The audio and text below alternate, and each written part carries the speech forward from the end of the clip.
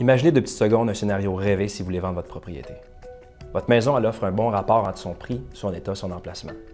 Votre courtier met en place une stratégie de marketing ciblée qui cible les bons acheteurs, qui vous permet d'être vu par plusieurs milliers de visiteurs en ligne, dès les premiers jours. Suite à ça, vous avez des visites. Plusieurs visites la première semaine, le premier 7 à 10 jours.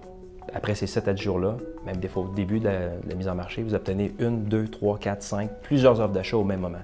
C'est ce qu'on appelle une offre multiple.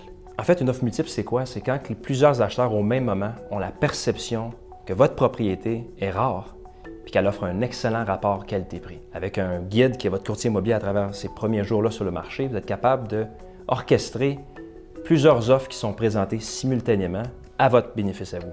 Donc, si vous voulez avoir l'embarras du choix, si vous voulez choisir une offre parmi plusieurs offres, il y a moyen pour vous de mettre en place une stratégie qui va permettre de peut-être avoir justement ces offres-là sur la table. Donc, je vous présente quelques conseils pour peut-être avoir la chance de choisir l'offre qui sera la meilleure pour vous. Donc, le premier conseil que je peux vous donner, c'est simplement de préparer votre propriété.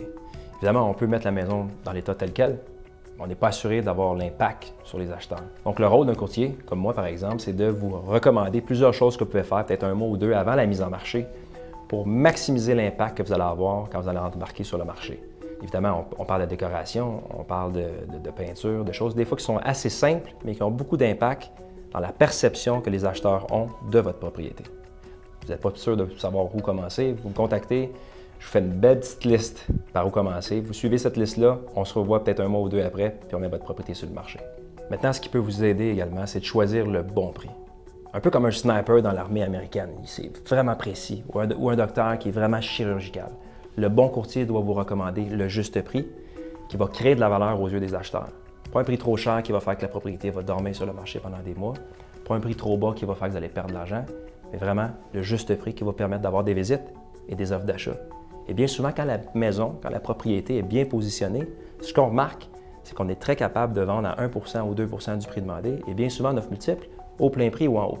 Donc, c'est à votre avantage de choisir un professionnel qui va bien vous guider sur le positionnement de votre propriété en termes de prix.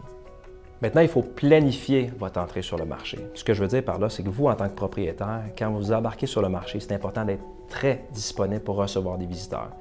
Vous établissez une stratégie avec votre courtier pour être disponible, que ce soit le matin, l'après-midi, le soir, les fins de semaine. Parce que plus vous êtes disponible, plus vous avez la chance d'avoir des gens qui vont venir la visiter et tomber en amour avec votre propriété. Donc, c'est important de se rappeler des choses très simples, mais qui augmentent vos chances d'avoir plus d'une offre au même moment. Évidemment, il y a une question de disponibilité pour les visites, mais mis à part ça, si on va un petit peu plus loin, ce qui est important, c'est de cibler la bonne clientèle pour votre propriété. Parce que chaque propriété est unique. Chaque propriété a une clientèle qui est ciblée. Donc, le bon courtier va cibler la bonne clientèle. Puis ce qu'on remarque, c'est que la bonne clientèle, ce que c'est concrètement, c'est les courtiers collaborateurs de la région qui travaillent avec des acheteurs qui sont préqualifiés, qui sont prêts à acheter maintenant et qui cherchent une propriété dans votre gamme de prix. Donc, le courtier doit cibler ces courtiers-là, collaborateurs, et faire équipe avec eux pour les inciter à venir visiter votre propriété rapidement. Dites-vous une chose, la force de la collaboration entre courtiers, c'est ce qui fait en sorte qu'on est capable d'avoir des scénarios d'offres multiples. Parce que ce qui arrive dans une offre multiple, c'est qu'il y a plusieurs offres. La personne qui reçoit les offres est contente, mais l'acheteur qui visite avec son courtier collaborateur, c'est une expérience qui est assez stressante. Une offre, 2 offres, 3 offres, 4 offres, 5 offres, 6 offres, des fois 10 offres d'achat, des fois à Montréal qu'on peut voir. Donc, le courtier collaborateur va rassurer son client de visiter rapidement, de présenter une offre d'achat, même s'il compétitionne contre d'autres offres d'achat, et de le calmer parce que ça apporte beaucoup d'émotions, une offre multiple. Donc, la force du réseau, puis la force, le positionnement de marketing, comment vous allez bien cibler le courtier collaborateur va avoir un impact considérable. Si vous pensez vendre dans les prochaines semaines, puis vous aimeriez avoir à choisir parmi plus qu'une offre d'achat au même moment, d'avoir peut-être 3 offres sur la table, puis de choisir celle qui vous convient le mieux, la porte est ouverte. Bonne journée.